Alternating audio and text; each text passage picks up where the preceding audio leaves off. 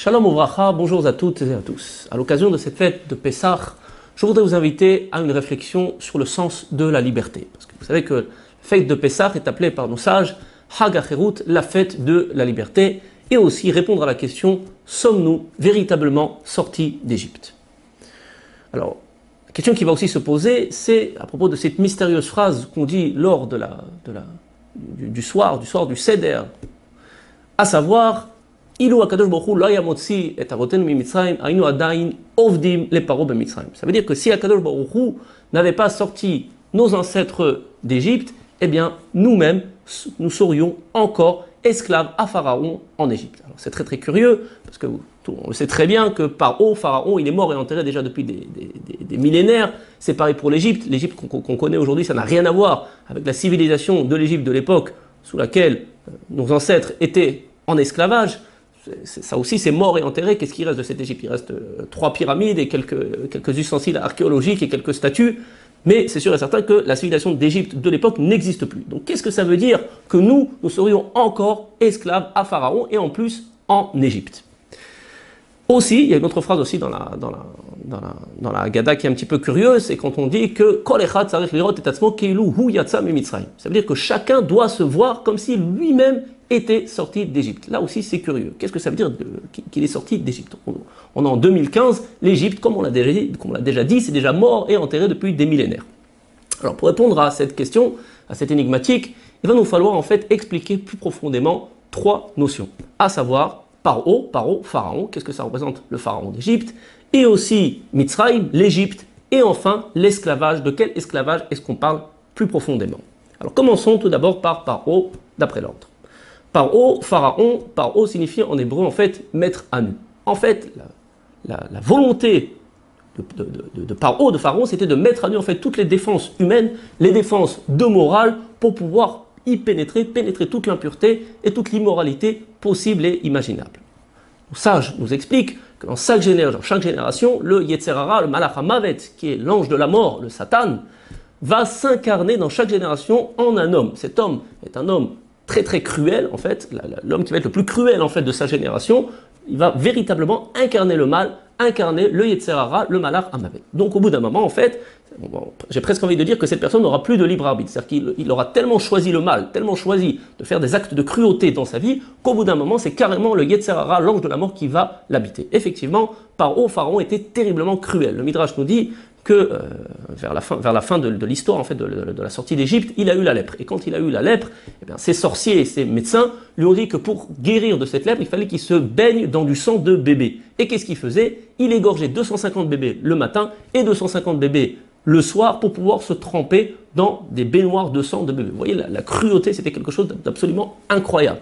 Le Midrash aussi nous dit que les Égyptiens se sont comportés envers les Béné Israël d'une cruauté sans pareil. Donc on voit effectivement ici que Pharaon était quelqu'un de terriblement cruel et qu'effectivement le Malach HaMavet, l'ange de la mort, le Satan, s'était incarné en lui. Donc déjà, quand on parle de Paro, quand on parle de Pharaon, on parle en fait du Yetzer Hara, le mauvais penchant, le Malach HaMavet, l'ange de la mort, c'est la même personne, c'est le Satan. Expliquons maintenant un petit peu la notion de Mitzrayim. Alors Mitzrayim, en fait, à l'époque, c'était l'endroit qui était en fait le summum de tous les plaisirs terrestres, mais pas des plaisirs terrestres, pas simplement des plaisirs terrestres, mais des plaisirs terrestres sur le compte de la moralité. C'était l'endroit vraiment du délabrement moral. C'est-à-dire que au nom des plaisirs, en fait, on pouvait tout se permettre et on pouvait en fait dépasser toutes les limites de la moralité. D'ailleurs, Mitzrayim, ça vient de la racine Metzarim. Metzarim, c'est les frontières, c'est les limites. Et en fait, là aussi, on voit qu'il y a une allusion, c'est qu'en fait, la philosophie de l'Égypte, la civilisation de l'Égypte de l'époque, c'était de casser toutes les limites, toutes les frontières de la morale pour y laisser libre accès à tous les plaisirs terrestres et tous les plaisirs, en fait, physiques. On dit aussi qu'aucun esclave ne pouvait se sortir d'Égypte. C'est-à-dire qu'il y avait une telle aliénation en Égypte de tous ces plaisirs terrestres, de toute cette impureté, que c'était vraiment impossible d'y sortir. Le Zohar HaKadosh nous dit que l'Égypte était un véritable Gehenom Rouhani. Gehenom Rouhani, ça veut dire un enfer spirituel. Un enfer spirituel, donc, parce que comme on l'a bien dit, tous ces plaisirs terrestres et toute cette recherche des plaisirs terrestres, c'était bien entendu sur le compte de la spiritualité, sur le compte de la Neshama. Expliquons maintenant la notion de l'esclavage. la notion de l'esclavage. Alors l'esclavage physique, ben, ça, tout le monde le connaît. Vous avez tous vu le film Les 10 Commandements, comment nos ancêtres étaient sous l'esclavage physique. Mais le Rav Dessler nous explique, et c'est une chose qu'il faut bien comprendre, que tout phénomène physique a en fait une source métaphysique, en fait une source spirituelle. Et la véritable raison pour laquelle nos ancêtres étaient en esclavage, en fait ça a commencé par un esclavage qui était un esclavage spirituel. C'est bien connu, dans le Midrash, c'est marqué qu'au début, Pharaon, avant de les asservir à un travail d'esclavage, parer, comme on dit en hébreu, parer, ça veut dire un esclavage très très dur, parer se dit aussi un jeu de mots que nous font nos sages, pérar, ça veut dire avec une bouche tendre. C'est-à-dire que Pharaon, par haut, avant de rentrer nos ancêtres dans l'esclavage qu'on connaît, eh ben, au début, en fait, il les a appâtés, il leur a dit, voilà, il y a beaucoup de travail ici en Égypte, vous voyez, c'est un pays qui fleurit, qui prospère, alors qu'à l'extérieur de l'Égypte, à cette époque-là, il y avait la famine, je vous propose de travailler et d'être payé. Alors donc, au début, en fait, Pharaon, il payait très très bien les Bnei Israël. Et les Bnei Israël, qui étaient, en fait, des gens qui connaissaient pas tous ces plaisirs terrestres, pour le plaisir terrestre, encore une fois, en ce qui nous concerne dans le judaïsme, c'est pas qu'on veut forcément fuir les plaisirs terrestres, mais les plaisirs terrestres en tant que fin en soi, c'est ça qui est mésique, c'est ça qui est destructeur. Nous, on n'a pas fait vœu ni de pauvreté ni de chasteté, mais nous disons que les plaisirs terrestres, ça ne peut pas être une fin en soi, mais ça doit être en fait un moyen d'élever la spiritualité. Et c'était pas du tout ça la façon de penser de la philosophie de l'Égypte. Pour eux, c'était le plaisir terrestre pour le plaisir terrestre. Donc, les Bnei Israël, quand ils sont arrivés en Égypte, on leur a proposé de l'argent, et en fait, c'était la terre où on pouvait profiter de toutes les choses au maximum du maximum. Donc, ils ont été appâtés. Et quand ils ont été appâtés, là, en fait, a commencé l'esclavage en fait spirituel, se laisser appâter par Paro. Ils ont commencé à abandonner l'étude de la Torah. Alors, c'était pas la Torah qu'on connaît nous aujourd'hui, puisque en Égypte, on est avant le matin de Torah, avant le don de la Torah au mont Sinaï, c'était la Torah qui leur avait été transmise en fait par Abraham, Yitzhak et Yaakov. Donc, ils ont quitté l'étude de cette Torah, ils ont commencé à travailler pour Pharaon pour de l'argent. Et comme ça, doucement, doucement, Pharaon les a mis en esclavage d'abord spirituel, et cet esclavage spirituel a donné en fait suite à l'esclavage physique que tout le monde connaît. Et la meilleure preuve que ce phénomène est tout à fait exact, c'est que la tribu de Lévi ne s'est pas laissée appâter et ils ont continué à étudier la Torah, ils n'étaient pas intéressés, ils ont dit non à Paro. Paro, nous, tout ton argent et tous tes plaisirs terrestres, ça ne nous intéresse pas. Nous, ce qui nous intéresse, c'est de continuer à rester dvekim, collé à Kadosh Baruch Hu, c'est ça qui nous intéresse, la proximité avec Hachem et l'étude de la Torah. Et on voit effectivement que la tribu de Lévi n'a pas été dans l'esclavage. Chose qui est tout à fait curieuse, parce que l'Égypte était une très grande puissance. Comment une seule tribu, la tribu de Lévi, a pu tenir tête à Paro? C'est tout à fait bizarre, tout à fait incompréhensible d'un point de vue, on va dire, physique. Mais métaphysiquement, comme on l'a bien expliqué, c'est quelque chose qui est tout à fait logique, puisqu'en fait, comme on l'a dit, comme l'a expliqué le Rav Dessler, tous les phénomènes physiques ont une source métaphysique, et vu que la source, en fait, pour la tribu de Lévi n'existait pas, puisque la tribu de Lévi ne s'est pas laissée avoir par cet esclavage spirituel, et bien tout simplement, la conséquence, c'est que physiquement, ils n'étaient pas en esclavage. Alors maintenant, on arrive mieux à comprendre, on commence mieux à comprendre qu'est-ce que ça veut dire en fait esclavage, qu'est-ce que ça veut dire Pharaon, qu'est-ce que ça veut dire l'Égypte, et on commence mieux à comprendre pourquoi, même aujourd'hui en 2015, on peut encore être en esclavage de Paro qui est en fait le Yetzer Hara, le Malach HaMavet. L'esclavage, c'est-à-dire en fait quoi? Ça veut dire la dépendance, l'esclavage spirituel, s'éloigner en fait de toutes les valeurs spirituelles, s'éloigner de la Torah et des mitzvot pour être plongé dans les plaisirs terrestres, dans les plaisirs de ce monde. C'est ce que représente effectivement l'Égypte. Donc vous voyez qu'à partir de, quand on analyse plus profondément la chose, on voit que l'Égypte, ça n'a pas disparu. Il y a encore cette philosophie qui erre parmi nous, cette philosophie maintenant qui dit... pour les philosophes, carpe diem, il faut vivre le moment présent, il faut profiter au maximum des plaisirs terrestres. Donc vous voyez que ça existe tout à fait encore, c'est tout à fait actuel encore aujourd'hui, en 2015. Alors essayons maintenant d'analyser un petit peu en quoi effectivement la recherche des plaisirs terrestres en tant que fin en soi, donc comme on l'a expliqué, tout le problème c'est quand c'est une fin en soi et quand on ne s'en sert pas pour quelque chose de plus grand, pour quelque chose de spirituel, en quoi effectivement c'est un esclavage. Et bien en fait l'esclavage, ça va être en fait une addiction, une aliénation et une véritable dépendance. Essayons d'analyser un petit peu les choses. Quand on va maintenant, par exemple, je ne sais pas, acheter maintenant une nouvelle voiture. Alors maintenant, pendant des mois et des mois, on rêve, ça peut être même des années d'acheter cette nouvelle voiture, on va économiser de l'argent, on va travailler, vous voyez ici l'esclavage, on va travailler dur pour se payer cette nouvelle voiture, enfin on va réussir à se payer notre nouvelle voiture. Ça peut être une voiture, ça peut être n'importe quoi d'autre. Je vous pose la question, si vous avez déjà acheté une nouvelle voiture et que vous avez vraiment rêvé de cette voiture, vous étiez convaincu avant de l'acheter qu'en achetant cette voiture, vous allez être vraiment aux anges, vous allez être heureux, il n'y a que ça qui vous manque dans la vie. Et voilà que qu'est-ce qui se passe? Que en fait, au bout de quelques mois, ça prend quelques mois à peine, vous allez vous habituer à cette nouvelle voiture et vous allez pratiquement plus avoir aucun plaisir de cette voiture. Et bien au contraire, en fait, le plaisir qui était du plaisir au début va se transformer en dépendance. Ça veut dire que non seulement j'ai plus aucun plaisir de cette voiture, mais en plus, doucement, doucement, je vais avoir envie d'acheter le modèle du dessus. Et en plus de cela, si la voiture, je ne l'ai plus, c'est la catastrophe, c'est la dépression. Donc en fait, ça marche de la même façon pour tous les plaisirs terrestres. C'est-à-dire que je rêve de quelque chose, je crois que cette chose maintenant va m'apporter du bonheur et du plaisir, je vais vers cette chose.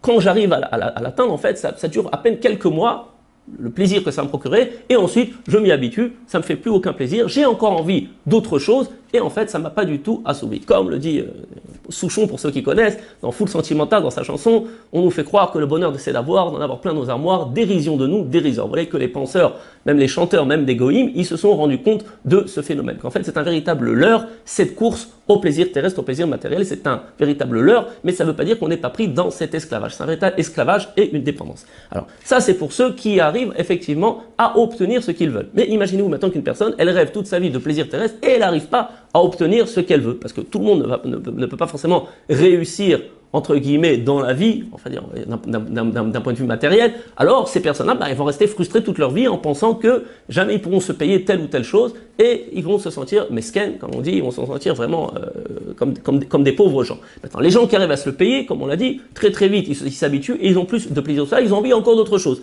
Maintenant, essayons d'analyser maintenant les gens qui arrivent tout le temps à se payer quelque chose de mieux. Alors d'abord, il faut savoir qu'ils travaillent comme des forcenés pour cela, et même s'ils ne travaillent pas comme des forcenés pour cela, allons voir un petit peu chez les gens qui ont réussi à avoir tous ces plaisirs terrestres à profusion, à leur summum, à savoir les artistes. Pourquoi j'aime bien aller voir chez les artistes, chez les chanteurs, les stars? Parce qu'en fait, eux, ils expriment leurs sentiments. C'est-à-dire que si maintenant vous voyez un homme d'affaires qui arrive à avoir tout ce qu'il veut d'un point de vue terrestre, très très rarement, il osera vous avouer qu'en fait c'est quelqu'un qui est malheureux et qui n'est pas du tout heureux de tout ce qu'il a. Mais les artistes, eux, dans certaines de leurs chansons, s'expriment. Alors regardez par exemple Johnny Hallyday, qui a écrit la chanson de l'envie. Vous voyez vraiment qu'il chante ça avec ses tripes. Quand vous écoutez les paroles de cette chanson, ça veut tout dire. Il crie dans cette chanson, donnez-moi l'envie d'avoir envie. Vous voyez, donc une personne qui a priori, il aurait tout pour être heureux d'un point de vue terrestre, et il a réussi à atteindre en fait tous les plaisirs terrestres possibles et imaginaux, et à quoi ça l'amène? Ça l'amène en fait à la saturation et ça l'amène à une impasse. Il est complètement déprimé et il crie donnez-moi l'envie d'avoir envie parce qu'en fait il n'a plus envie de rien. Vous voyez, c'est ça l'impasse en fait de tous les plaisirs terrestres. Mais en fait c'est un véritable asservissement, un véritable esclavage parce que d'un côté, même si on a compris que c'est pas ça qui amène au bonheur, quelque part comme on trouve rien d'autre et comme quelque part en fait on est déjà pris dans ce cercle vicieux, on n'arrive pas à s'en sortir et très souvent les artistes ils finissent comme ça déprimés et puis ils meurent comme ça. Si Shalom, ils finissent pas par se suicider parce que ça c'est aussi des cas qui sont très courants pour des gens par exemple qui gagnent au loto des très grosses sommes. Alors ils sont très enviés et les gens croient oh si je gagnais au loto comme je serais heureux. Mais regardez, faut bien savoir que les statistiques que la plupart des gens qui gagnent des très grosses sommes au loto, qu'est-ce qui se passe? Comme ils sont pas habitués à gérer cet argent, ils vont recevoir cet argent d'un coup et ils vont s'habituer à un rythme de vie absolument entre guillemets extraordinaire et puis après très vite ils perdent tout l'argent parce qu'ils savent pas gérer et ensuite ils reviennent à leur mode de vie ancien et Shalom, il y a beaucoup de cas de suicide. C'est-à-dire qu'à partir du moment où ils vont tout perdre, vous voyez qu'en fait la perte des plaisirs terrestres c'est complètement insupportable. Ça ressemble beaucoup aux effets de la drogue. Sauf que la drogue, c'est beaucoup plus, les effets destructeurs de la drogue sont beaucoup plus flagrants. Alors que les effets destructeurs des plaisirs terrestres, on les voit, c'est moins flagrant et ça peut se voir en fait quand ce sera déjà trop tard, c'est-à-dire dans le Olam Haba.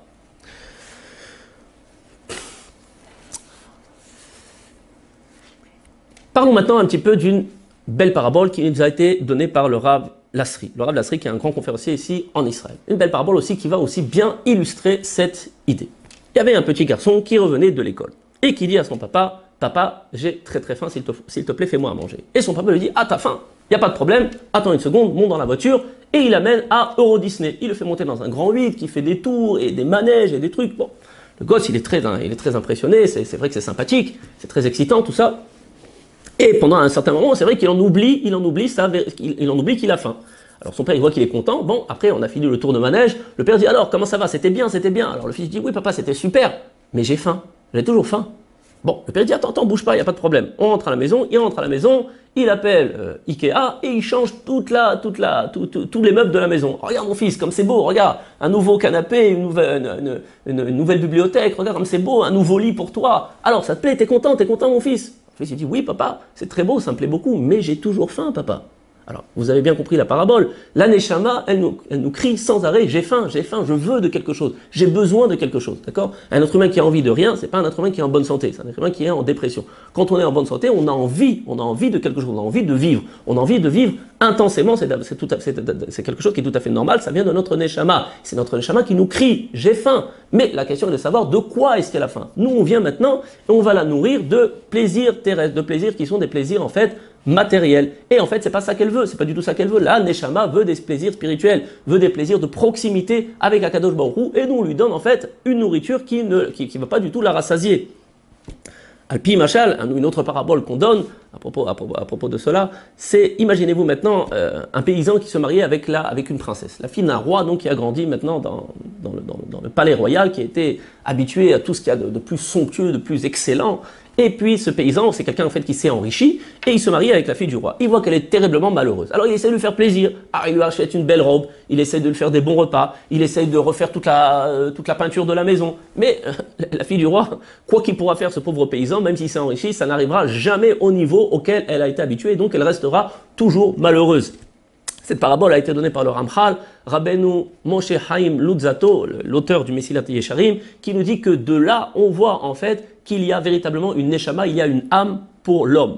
L'homme a une âme. Comment on le voit? On le voit tout simplement que l'homme ne peut pas être satisfait des plaisirs terrestres. Comme on l'a bien prouvé, comme on l'a bien montré, comme on le voit dans plusieurs exemples, quoi qu'il en soit, quand on arrive au summum des plaisirs terrestres, eh ben, on sature et on n'est pas heureux. Contrairement aux animaux qui n'ont pas de neshama, les animaux qui n'ont pas de neshama mais qui ont un nefesh, vous prenez une vache et vous lui donnez un beau pâturage, vous lui donnez un conjoint, bah, normalement la vache tout va bien pour elle, elle n'a pas de problème métaphysique, elle ne va pas avoir de problème psychologique. Bon, il y a des gens qui amènent leur chien chez le psychologue, il paraît que ça se fait. À mon humble avis, je crois que c'est plutôt eux qui ont besoin d'un psychologue. En tout cas, c'est sûr et certain que les animaux, eux, n'ont pas de problème. C'est-à-dire que si on leur donne maintenant le maximum de plaisir terrestre, eh ben, eux, ils sont très contents avec tous ces plaisirs terrestres. Il n'en est pas de même pour l'être humain, et de là, en fait, le Ramchal, Rabbeinu Moshe Chaim Luzzatto nous prouve que l'homme a bien une neshama. Parce qu'en fait, comme l'être profond de l'homme, c'est la neshama, et que la neshama ne peut pas être satisfaite par tous ses plaisirs terrestres, comme cette princesse ne peut pas être satisfaite par ce paysan, bah, c'est la raison pour laquelle il ne pourra jamais être satisfait des plaisirs qui sont des plaisirs terrestres.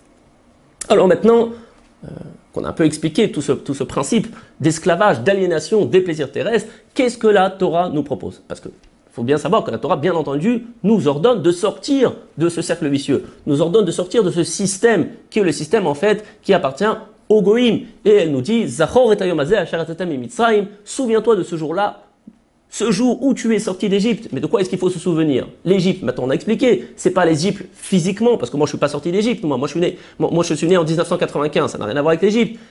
La Torah nous dit, souviens-toi que tu es sorti d'Égypte. La Torah nous dit, souviens-toi que tu es sorti de ce système, de cette aliénation, de cet esclavage des plaisirs terrestres qui était représenté en fait par l'Égypte. Petite parenthèse, en Égypte, en fait, le summum des plaisirs terrestres, c'était la Avodah Zara, l'idolâtrie. L'idolâtrie, on dit qu'il y avait un tel plaisir, une telle pulsion pour aller faire de l'idolâtrie. Chazal nous dit que s'il y avait encore ce Yetzera, cette pulsion aujourd'hui, on retrousserait notre pantalon pour aller courir faire de l'idolâtrie. Aujourd'hui, on ne sait plus ce que ça veut dire. L'explication, c'est dans le traité Sanhedrin, c'est marqué qu'à la destruction, au lendemain de la destruction du premier Beth Amikdash, les Tanaïm se sont regroupés et ils se sont mis à pleurer devant les ruines du Beth Amikdash et ils ont dit, regarde, le Beth Amikdash, il est détruit à cause de quoi? À cause de la Avodah Zara, à cause de l'idolâtrie, et encore, on sent ce Yetzer Hara qui tourne parmi nous, cette envie d'aller faire de l'idolâtrie, de la Avodah Zara.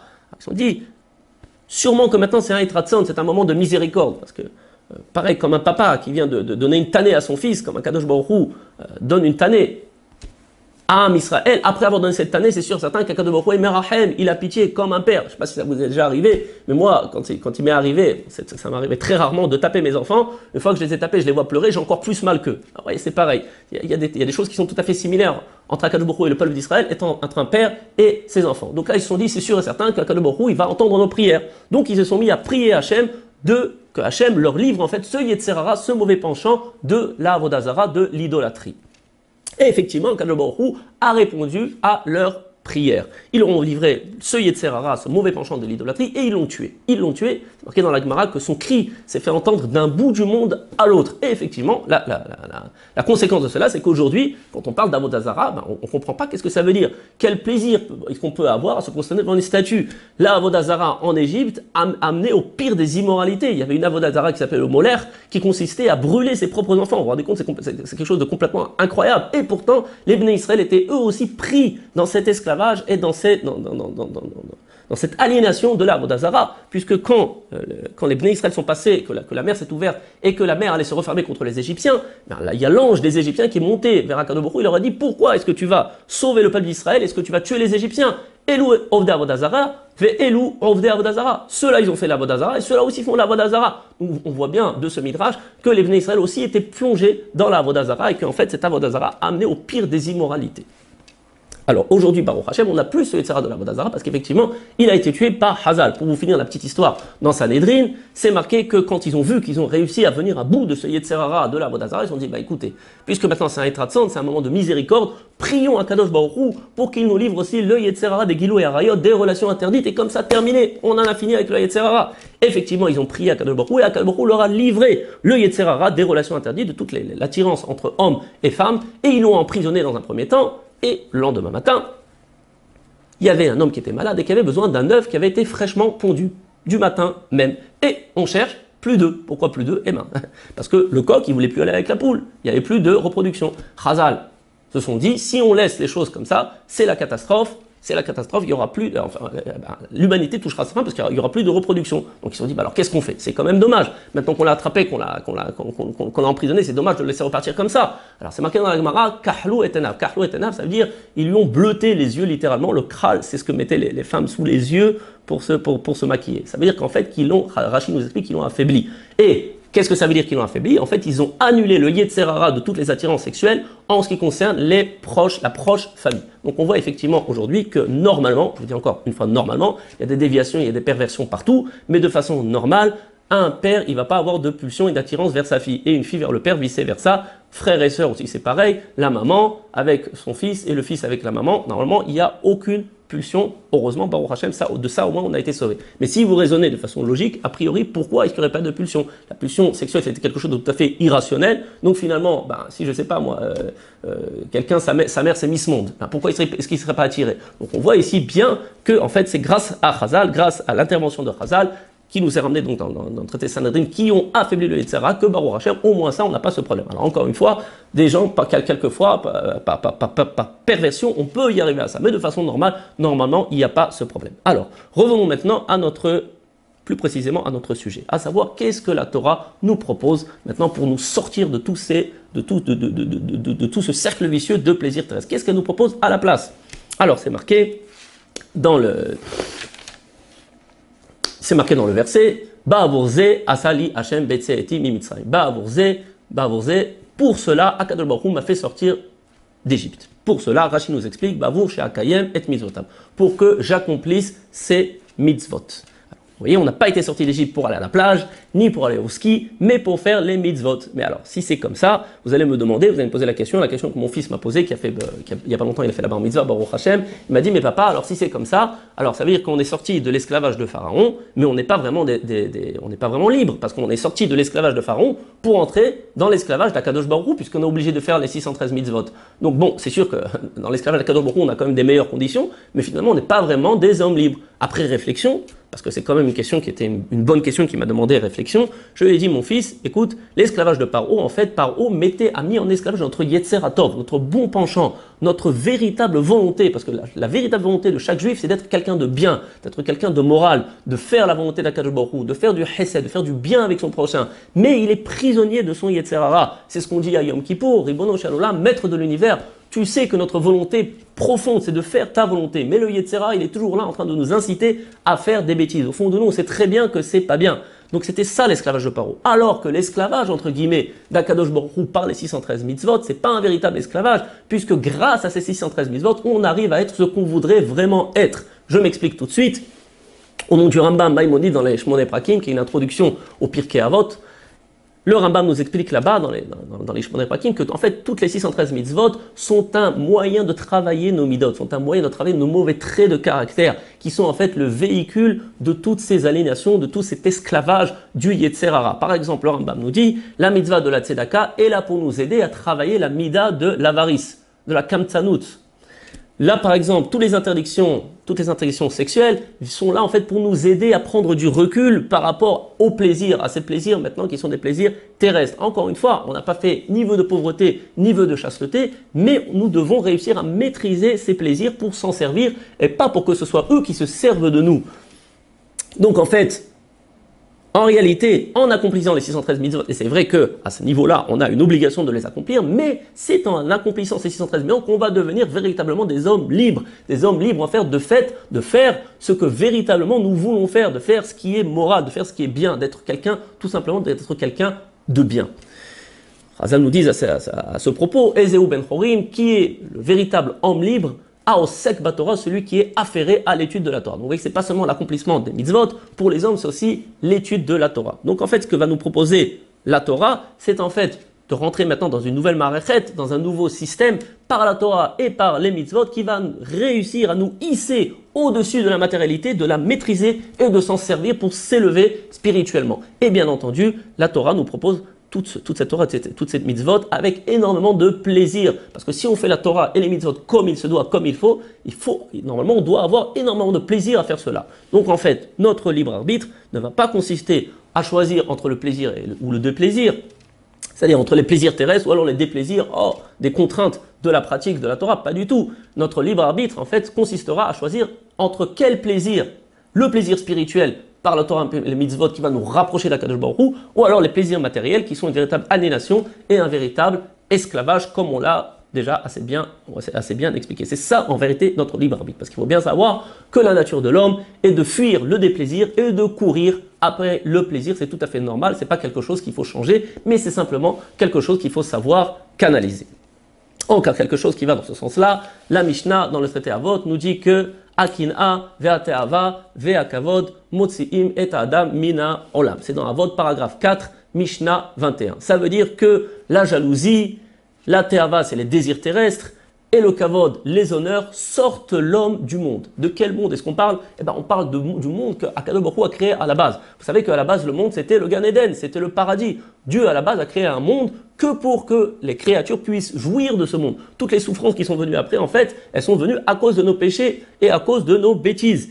Et là, la Mishnah nous explique en fait que toutes ces bêtises, tous ces péchés, toutes ces aliénations viennent en fait des mauvaises midotes, des mauvais traits de caractère qui sont véhiculés par la kina. La kina, c'est la jalousie. Alors ça, c'est pas très dur à comprendre. Vous voyez très bien, les gens qui sont de nature jalouse, ils sont jamais heureux, ils sont jamais contents. Quoi qu'ils auront, ils verront toujours que chez le voisin, il y a mieux et ils auront toujours envie de ce que les autres ils ont. Comme on dit en hébreu, à décher chez la chachen, tamid de teriarok. C'est-à-dire que le gazon du voisin est toujours plus vert. Et c'est un phénomène qui est tout à fait illusoire et tout à fait psychologique. Parce qu'en fait, notre voisin n'a pas forcément mieux que nous. Mais nous, on a toujours l'impression que son gazon à lui est plus vert que le nôtre. Alors que c'est pas forcément vrai. Et même si notre voisin, ou notre prochain a plus que nous, si c'est bon pour lui, qui dit que c'est bon aussi pour nous? Vous savez, c'est comme, pour vous expliquer un petit peu le phénomène de la jalousie, c'est comme si maintenant je vous disais, je sais pas moi, pour quelqu'un par exemple qui n'a... On va dire qu'il n'a rien à voir avec la planche à voile, d'accord? Vous n'avez jamais fait de planche à voile de votre vie, c'est pas du tout ça qui vous plaît. Si je vous dis maintenant, est-ce que tu jalouses la plus belle planche à voile qui a été créée de tous les temps, qui appartient à monsieur X? Vous allez me dire, pourquoi est-ce que je vais jalouser cette planche à voile? Moi et la planche à voile, ça n'a rien à voir. Moi et ça n'a rien à voir avec moi. Je ne vois pas pourquoi j'aurais de jalousie pour ça. Eh bien, en fait, il faut bien savoir que tout ce qui appartient à notre prochain, en réalité, en vérité absolue, c'est exactement la même chose. Ce qui appartient à notre prochain, ça a bien été calculé, millimétré par Akadosh Baruch Hu. Ça veut dire que c'est de ça qu'il a besoin à ce moment précis pour faire son tikkun, pour accomplir la réparation qu'il a à faire dans le monde. Et si maintenant Akadosh Baruch Hu nous donnait cette chose à nous à cet instant précis, eh bien, ce serait pas du tout bon pour nous. Alors ça ne veut pas dire maintenant qu'il ne faut pas prier Hachem. On peut prier Hachem pour qu'il améliore nos conditions de vie. Mais il faut bien savoir qu'il ne faut pas jalouser ce qui appartient à notre prochain. Parce que ce qui lui appartient à lui, c'est bon pour lui, mais c'est pas forcément bon pour nous. Et c'est même très probable que c'est pas bon pour nous du tout. Alors ça ne nous empêche pas encore une fois de prier, mais même si Akadosh Baruch Hu tarde quelquefois à répondre à nos prières, il faut comprendre que pour l'instant c'est pour notre bien. Il faut quand même continuer à prier, il ne faut pas se décourager et il faut demander à Akadosh Baruch Hu pour qu'on arrive en fait à faire notre tikkun, à faire notre réparation dans de bonnes conditions. Passons maintenant à la deuxième problème, c'est la tava. La tava, c'est les désirs terrestres. On ne va pas trop s'étendre là-dessus parce qu'on a déjà bien expliqué. Effectivement, les désirs terrestres, encore une fois, quand c'est une recherche, une course de désirs terrestres, de plaisirs terrestres en tant que fin en soi, c'est quelque chose qui va nous sortir aussi du monde, qui va nous sortir en fait du monde du bonheur. Du véritable bonheur qui est en fait la proximité avec Akadosh Baruch Hu. Le kavod, c'est les honneurs. Alors là, les honneurs, j'aimerais bien prendre l'exemple de Haman Aracha. Il n'y a pas si longtemps que ça, on a passé Purim, et dans la Megillat Esther, il y a un passage où Haman Aracha vient voir sa famille et ses amis et vient leur dire « Regardez tout l'honneur que m'a fait le roi, tout le monde se prosterne devant moi, je suis le bras droit du roi. Ahashverosh, Assuérus, qui dominait tout le globe, regardez tous les honneurs qu'on m'a fait. » D'après lui, c'est référentiel, c'était ce qu'il y avait de plus extraordinaire. Il était riche, on lui faisait des honneurs. Et qu'est-ce qu'il dit Haman ? Et tout ça, ça vaut rien pour moi. J'arrive pas du tout à profiter de tout cela tant que Mordechai le juif ne se prosterne pas devant moi. Regardez les effets terribles de la recherche des honneurs, de la recherche du kavod. Même une personne à qui, a priori, on aurait tout donné pour être heureux. Bon, un petit juif qui est quelque part, qui ne se prosterne pas dans le temps. Et alors, qu'est-ce que ça peut te faire ? D'après Haman, pour lui, ce serait qu'un pauvre type. Pourquoi maintenant ça te dérange tellement que ce petit juif ne se prosterne pas devant toi ? Et oui, et c'est ça le problème des honneurs, c'est le problème du kavod. Quand quelqu'un il a cette maladie d'aimer les honneurs, d'aimer le kavod, il suffit qu'une petite personne ne lui donne pas du kavod, enfin une petite personne, Mordechai c'était un tzaddik essor d'olam, mais d'après les référentiels de Haman, c'était pas grand chose finalement, ça raconte qu'une seule personne, mais ça lui gâchait tout. Donc là aussi, on voit aussi d'après cet exemple, Baruch Hashem, que c'est quelque chose qui peut sortir l'homme du monde. Donc vous voyez comment les mauvaises midotes, les mauvais traits de caractère vont empêcher l'homme de profiter du monde extraordinaire qu'a créé Akadosh Baruch Hu. À ce sujet, je me rappelle aussi d'une histoire qui illustre bien cette idée. Ça se passait dans la maison d'un Egdolé Hador, dans la maison d'un grand de la génération. Il y avait, je sais pas quoi, je crois que c'était une Brit Mila, et il y avait plusieurs invités qui étaient là, et il y avait là-bas un petit enfant, en fait, qui découvrait la sensation du toucher. Il était assis comme ça par terre, et il se touchait la main comme ça, et à chaque fois qu'il se touchait la main, il éclatait de rire. Parce qu'en fait, la sensation du toucher était pour lui quelque chose de nouveau, et quelque chose de très sympathique, de très agréable, de très amusant. Bon. Et puis il y avait un des invités qui regardait comme ça, le gosse, et juste à ce moment-là, il y a le grand rave, le grand de la génération qui passe. Et l'invité dit « Ah, regarde ce gosse, lui il n'a pas de souci, il n'a pas de problème, c'est pour ça qu'il est heureux, c'est pour ça qu'il rigole. » Là, le grand de la génération regarde l'homme, lui lance un regard très figeant, on va dire, et il lui dit « Je suis holek sur toi, je ne suis pas d'accord avec toi. Cet enfant est heureux et il est joyeux parce que Akadosh Baruch Hu a créé une création heureuse. Et c'est nous qui gâchons tout par nos mauvaises midotes, par nos mauvais traits de caractère. » Encore une fois, ça peut être à cause de la jalousie, ça peut être à cause des désirs terrestres lorsqu'ils nous avalent, lorsqu'ils nous happent et qu'on n'arrive pas à les maîtriser. Ça peut être la recherche de kavod, ça peut être la fainéantise, ça peut être la colère. On va tout gâcher avec ces choses-là. Mais à la base, Akadosh Baruch Hu a véritablement créé un monde parfait, un monde qui est un véritable paradis. Donc maintenant, Baruch Hashem, qu'on a fait à peu près le tour et qu'on a expliqué comment effectivement en 2015 on peut encore être prisonnier à Pharaon et en Égypte, j'aimerais bien mettre maintenant l'accent sur un problème qui est aussi un problème d'esclavage, mais on va dire de façon plus concrète. C'est le problème de la dissonance cognitive. Le problème de la dissonance cognitive, c'est en fait un principe qui fait que l'être humain est incapable d'avoir un comportement qui n'est pas en adéquation avec sa morale sans se justifier systématiquement. Je vais m'expliquer. C'est-à-dire que si maintenant une personne fait quelque chose, parce qu'en fait il est poussé par une te'ava, par encore une mauvaise mida, un mauvais trait de caractère, une envie de faire quelque chose qui va le pousser à faire quelque chose, mais qui n'est pas en fait en accord avec sa moralité. Alors, quand il va faire cette chose-là, son cerveau, de façon inconsciente ou consciente, et c'est ça qui est dangereux, c'est quelquefois c'est inconscient, automatiquement va justifier l'acte qu'il va faire. Et c'est ça qui est dangereux, c'est que ça passe après dans l'inconscient, et après, systématiquement, on va considérer cet acte comme un acte qui est en fait justifiable, qui est en fait normal. Je vous donne l'exemple en fait qu'a donné le scientifique Stanley Milgram. Il a fait une expérience dans les années 60.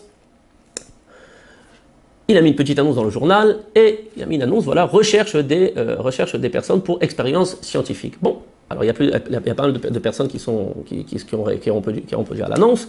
Et en fait, l'expérience, elle était comme ça. Il faisait venir la personne, il expliquait à la personne qu'on faisait maintenant une expérience scientifique pour savoir à quel point est-ce que la punition peut stimuler la mémoire de l'homme. Alors, il y avait la personne qui avait été appelée qui était dans une chambre, il y avait une espèce de baie vitrée comme ça, et de l'autre côté, il y avait une personne qui était assise sur une chaise, attachée, avec des électrodes. Alors on lui expliquait que la personne qui était en face de lui, c'était elle aussi une personne qui s'était portée volontaire pour l'expérience, et on lui disait de faire la chose suivante, c'était de dire des listes de mots à la personne, et la personne en face devait répéter. Et à chaque fois que la personne se trompe, hop, il appuie sur le bouton et il lui envoie une décharge électrique. Alors bien entendu, au début, la décharge électrique n'était que de 45 volts. 45 volts, c'est pas du tout méchant, donc pas de problème, au début on le fait. Et aussi quelque chose qui est important, c'est qu'à chaque fois on augmentait seulement de 15 volts. 15 volts, c'est pas beaucoup.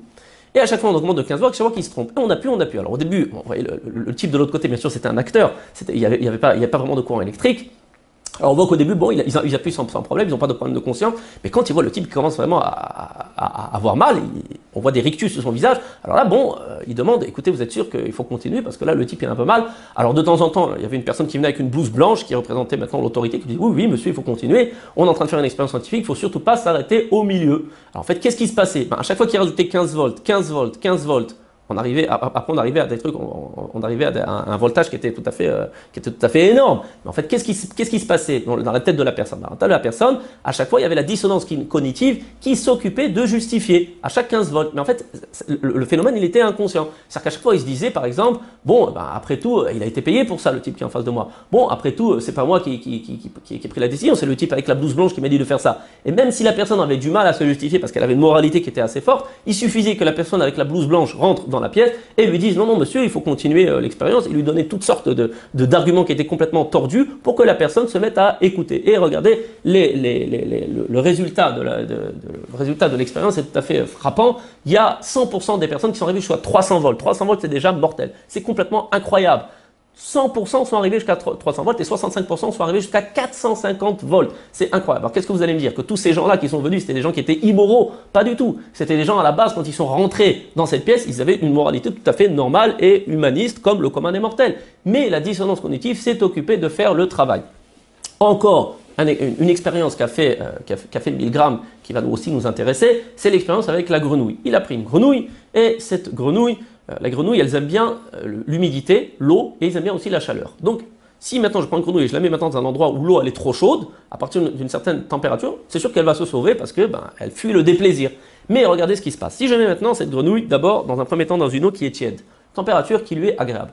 Donc elle aime bien, parce que c'est tiède, elle aime bien. Et si maintenant j'augmente la température tout doucement, degré par degré, et vous savez ce qui va se passer? La grenouille va finir ébouillantée et elle ne va même pas chercher à se sauver. Elle va être engourdie par la chaleur et en fait, quand je fais ça de façon progressive, la grenouille va finir par mourir. C'est tout à fait incroyable, mais ça va bien illustrer en fait la technique du Yetzer Hara envers nous. Le Yetzer Hara, lui, travaille envers nous exactement de la même façon. C'est-à-dire qu'il nous dit, fais un petit truc qui n'est pas tout à fait comme tu as l'habitude de faire, qui ne va pas tout à fait avec ta moralité. Il nous pousse avec une théava, avec une envie de plaisir terrestre. Et nous, on va faire, automatiquement, on a la dissonance cognitive qui va nous donner une justification. Ça peut être toutes sortes de justifications qui sont pas des bonnes justifications. C'est pas mon niveau, c'est trop dur. Bon, comment ils disent les Tunisiens? Le bon Dieu, il me comprend. Ouais. Je suis moi-même tunisien, hein, je le redis à chaque fois pour ceux qui le sauraient pas, j'ai rien contre les Tunisiens, Hazve Shalom, c'est juste pour blaguer. Alors les Tunisiens ils disent le bon Dieu il me pardonne, Samahni, il me pardonne, il me comprend, il sait que je suis faible, donc on va se donner tout le temps des petites justifications comme ça, et petit à petit, on va arriver à faire des choses qui sont complètement immorales, qui sont complètement contre la Torah, avec toutes sortes de justifications. Alors en quoi maintenant ça nous concerne, nous qui voulons sortir d'Égypte? Dans le traité, alors d'abord il faut savoir que, comme d'habitude, les scientifiques, en découvrant, soi-disant, la dissonance cognitive, ont comme d'habitude 2000 ans de retard sur la Torah, parce que Hazal nous disent déjà, il y a 2000 ans, que Drachav Shel Adam Yesherim Be'enav, les voies d'une personne sont toujours droites à ses yeux. Est-ce que ça veut dire que les voies sont effectivement toujours droites? Non. Quelquefois, les voies des gens ne sont pas droites, elles sont tordues, mais à ses yeux, c'est toujours droit. Pourquoi? C'est exactement le principe qu'on vient d'expliquer. À cause de la dissonance cognitive, parce qu'une personne, lorsqu'il va agir, il va toujours justifier ses actes, et pour lui, en fait, ça va toujours être droit ce qu'il va faire parce qu'il va toujours se justifier. Même les plus grands réchaim, les plus grands impies, il faut savoir qu'ils vont toujours se justifier. Ils se prennent pour les plus grands tzadikim. C'est aussi marqué que Ben Adam Sheosé Avera, quelqu'un qui fait un péché une fois, deux fois, trois fois, à la troisième fois, Chazal nous dit que Nesa Loketer, c'est devenu pour lui comme quelque chose de permis. Qu'est-ce que ça veut dire? Ça veut dire que le péché maintenant ça devient une mitzvah, ça veut dire que le péché maintenant il n'est pas interdit, pas du tout. Le péché c'est un véritable péché, mais pour lui c'est permis. Ça veut dire que pour lui, il s'est tellement justifié, c'est tellement devenu une justification qui est qui est béton, que pour lui, il va considérer que pour lui c'est normal, le bon Dieu le comprend, que lui il a le droit. Donc vous voyez que, en fait, Chazal, le principe de la dissonance cognitive, il le connaissait déjà depuis 2000 ans et que les scientifiques, ils ont pas mal de retard, comme d'habitude, sur la Torah. Donc, en quoi nous, ça va nous concerner pour sortir justement de l'esclavage de l'Égypte? Eh bien, c'est très très simple. C'est marqué dans le traité Psahim, la première Mishnah, Or l'Erbasa, Podkibet Hametz, Leor Aner, la nuit du 14, on va vérifier le Hametz à la lumière d'une bougie. Vérifier le Hametz, c'est bien connu que le Hametz, en fait, ça représente le Yetzer Hara. Et quand on va vérifier, ben, c'est sûr qu'on va vérifier dans la maison, il y a la mitzvah au sens simple du texte, qui est de faire la Bikat Hametz, mais il y a aussi le sens profond. Le sens profond qui est en fait, il va falloir faire une bdikat Hametz, une vérification du Hametz à l'intérieur de nous-mêmes. Comme nous dit Chazal, Yefashpesh b'maasav, il va scruter ses actions. Mais Ribono shel olam, pourquoi est-ce qu'il faut faire une telle introspection, pardon, Bachorim ou Bazdakim, nous dit l'Agmara, dans les trous et dans les fentes. A priori, moi, les péchés que je fais, j'en suis bien conscient, je sais très bien ce que je fais, je sais très bien ce qui ne va pas chez moi, en général. Pourquoi est-ce que je dois aller maintenant fouiller dans les chorim et dans les zdakim et yefashpesh b'maasav, de scruter mes actions?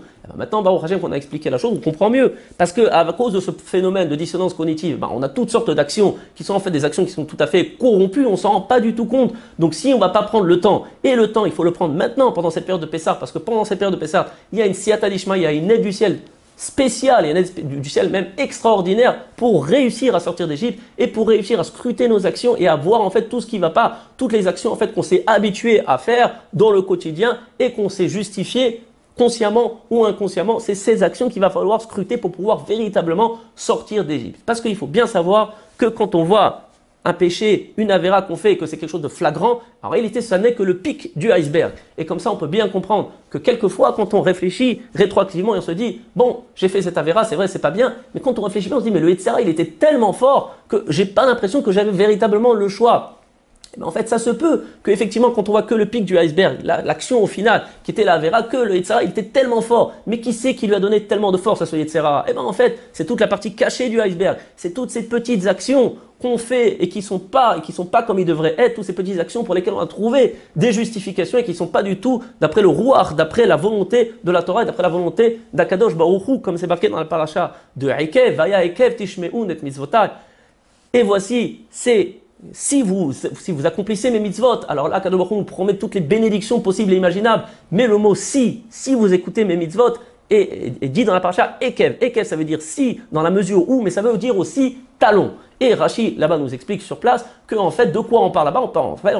On parle des petites mitzvot chez Adam, Dash Ba'em Be'akavav, que l'homme va piétiner avec son talon. Des petites mitzvot qui sont à peine des mitzvot. On ne sait même pas si c'est des mitzvot. C'est des mitzvot, c'est pas une mitzvah. Et l'homme, il ne fait pas attention à ces choses-là. Et bien, c'est justement dans ces choses-là que se trouve le secret de la liberté, le secret, en fait, de sortir de l'aliénation du Yetzirah. Je vais vous donner un exemple de la vie de tous les jours. Volontairement, un exemple qui semble tout à fait banal et anodin. Il n'y a pas très longtemps, on était pendant le nettoyage de Pâques. Et ma femme, elle me dit, regarde, là je fais tout le nettoyage, je suis très fatigué, s'il te plaît, je te demande une chose, c'est de t'occuper du repas du midi. On dit pas, ok, pas de problème, ma femme, jusque-là, il n'y a pas de souci, qu'est-ce que tu veux que je fasse? Tu fais un bouillon de légumes. Ok, d'accord, alors je vais maintenant pour éplucher les légumes, je prends les légumes et je cherche l'éplucheur, vous savez, l'éplucheur. Et je ne trouve pas l'éplucheur. Alors je dis à ma femme, l'éplucheur, où il est? Alors elle me dit, écoute, peut-être là-bas, je vais voir là-bas, je ne trouve pas. Je répète encore une fois, l'éplucheur, où il est l'éplucheur? Alors ma femme me dit, écoute, là je suis occupé, je suis en train de faire le ménage de Pessah, cherche-le toi-même l'éplucheur, là je peux pas. Alors moi, comment je réagis? Eh bien je dis à ma femme, si c'est comme ça, si tu me dis pas où il est l'éplucheur, j'épluche pas les légumes. Alors ça vous fait sourire? Qu'est-ce que vous pensez de ça? Est-ce que vous pensez que c'est bien ou est-ce que vous pensez que c'est pas bien? Et des comportements comme ça, en fait, c'est des comportements que j'ai eu à plusieurs reprises. Et moi, je suis sûr et certain que c'est normal. Parce que pourquoi? Alors, regardez où est le problème ici. Regardez où est le problème. Alors, d'abord, l'argumentation. L'argumentation, c'est que moi, je me dis, à partir du moment où j'aide ma femme, c'est déjà bien que je l'aide. Donc, si elle ne fait pas un minimum d'efforts pour m'aider à l'aider, je ne vois pas pourquoi je le ferai. Regardez comme c'est tordu. Pourquoi c'est tordu? Et regardez à quel point, en fait, c'est ici une mauvaise mine, un mauvais trait de caractère qui me pousse à penser comme ça, à savoir la fainéantise. Tout simplement, je n'ai pas envie de chercher l'éplucheur. Mais en réalité, la vérité, c'est que ma femme maintenant est en train de se tuer pour nettoyer toute la maison. Est-ce que ça lui revient pas au moins que je fasse le minimum d'efforts d'aller chercher l'éplucheur et de prendre sur moi de A à Z, de faire le repas du midi? Mais bien sûr que ça lui revient. Regardez ici comment la dissonance cognitive À la base, donc on a une mauvaise mida, c'est la fainéantise, va me pousser à me dire j'ai pas envie de chercher l'éplucheur. Ensuite, je ne cherche pas l'éplucheur parce que j'ai pas envie de le faire. La justification qui vient dans la tête de façon même inconsciente, la justification étant que ma femme maintenant elle me demande de l'aider, donc si elle me demande de l'aider, bah, il faut forcément qu'elle fasse quelque chose pour m'aider à l'aider. Vous voyez à quel point c'est tordu et ces comportements-là, j'en avais plusieurs. Baruch Hashem, en préparant le cours, j'ai réussi, Baruch Hashem, à désamorcer ce mauvais schéma de comportement. Parce qu'en fait, dans la vie de tous les jours, on a des schémas, on fonctionne en schémas comportementaux. On réfléchit en réalité très peu à ce qu'on fait. C'est des schémas comportementaux, c'est des habitudes qu'on prend. Et j'ai remarqué qu'en fait, qu'il y avait plusieurs actions que je faisais qui étaient en fait emprisonnées par ce schéma comportemental qui était tout à fait tordu. À savoir aussi, encore un petit exemple, pendant le Shabbat, ma femme me dit, voilà, regarde, j'ai préparé tout le Shabbat, s'il te plaît, fais la vaisselle. Alors je me lève pour faire la vaisselle, je dis d'accord, je fais la vaisselle, mais tu débarrasses. Alors je vais, j'attends. Ah, qu'est-ce qu'elle fait ma femme? Elle papote. Alors je dis, bah, amène-moi les couverts là, j'attends pour faire la vaisselle. Et ma femme continue, ah, encore une fois, si tu ne m'amènes pas les couverts, eh ben je ne ferai pas la vaisselle. Vous voyez, c'est exactement le même schéma. Fainéantise, bon alors, le Yetzirah, il vous dit, ah c'est quand même bien ce que tu as fait, tu te lèves pour aller faire la vaisselle. Mais fainéantise quand même d'aller débarrasser. Si je fais déjà la vaisselle, je ne veux pas les débarrasser. Alors, justification, c'est que si j'aide ma femme, eh ben c'est normal que quand même, j'estime que c'est normal que ma femme au moins elle fasse l'effort de débarrasser la table. Je ne continue pas, vous avez déjà compris le schéma de comportement qui est un schéma de comportement comportemental qui est tout à fait en fait poussé par quelque chose qui est complètement corrompu.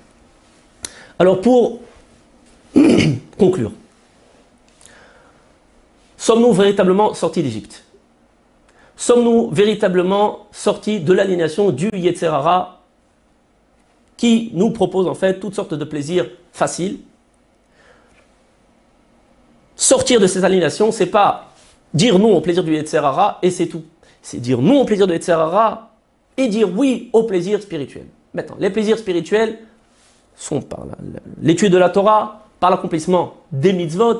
Alors, bien entendu, le Yetzer Hara, il a une arme, c'est que lorsqu'il va nous proposer ces plaisirs terrestres, ça va être des plaisirs qui sont faciles, alors que la Torah et les mitzvot, c'est quelque chose qui demande un effort. Il y a un cap à passer. Comme ils disent, encore une fois les Tunisiens, j'ai pas le halouk. J'ai pas le halouk, j'ai pas envie. J'ai pas envie d'étudier, j'ai pas envie de faire la mitzvah, j'ai pas envie de faire ça. Si on s'arrête à ce j'ai pas le halouk, j'ai pas envie, eh ben on n'arrivera jamais à passer le cap, on pourra jamais avoir de plaisir à faire la Torah et à faire les mitzvot. Mais quand on arrive à passer ce cap, pour ceux qui ont étudié la Gemara, ils le savent très bien, quand on n'a pas envie d'étudier, on arrive à faire un effort pour réussir quand même à passer le cap à étudier, après on a un plaisir extraordinaire quand on est plongé dans une souga de Gemara. Pareil, on n'a pas envie de faire une mitzvah, on a un fort Yetzer Hara, et quand même, on est mitgaber, on arrive à prendre le dessus sur notre Yetzer Hara, on passe le cap, et après, on a un plaisir extraordinaire. Et bien en fait, c'est ça, sortir d'Égypte. C'est d'arriver à passer de ce système de plaisir à ce système de plaisir. Et pour cela, nous avons besoin de désamorcer tous les schémas comportementaux qu'on a pris l'habitude de faire depuis Pessah dernier jusqu'à ce Pessah. Tout le Hametz, en fait, qui s'est caché, toute la saleté qui s'est cachée dans tous les coins et recoins de notre conscient et de notre inconscient. Ça veut demander, chez Yefashpesh Bemasav, que nous scrutions nos actions et de rechercher le Hametz Bachorim Bazakim dans les creux et dans les fentes de notre subconscient et de notre être. Et enfin, Be'ezrat Hashem, avec l'aide de Dieu, parce que l'aide de Dieu est absolument extraordinaire pendant cette période, nous parviendrons à devenir véritablement des hommes libres. Kol Tov et à très bientôt.